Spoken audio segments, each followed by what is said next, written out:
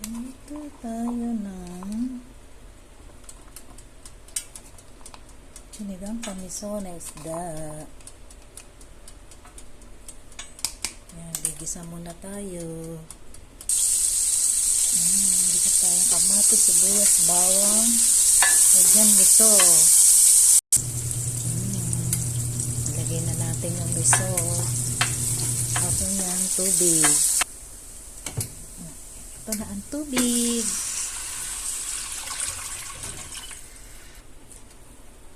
Ayan, kumukulo na.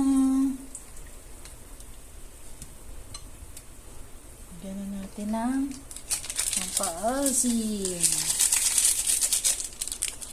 Paasim, sili.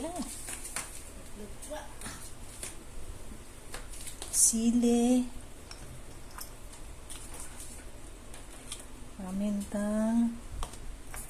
Kakunting seasoning.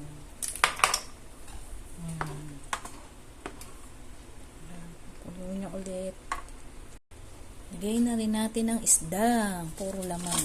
Yan. Isda, puro laman. Pagkulo niyang gulay na. Luto na. Pulo na ulit. Lagay na natin ang gulay. Ating mustasa. Yan.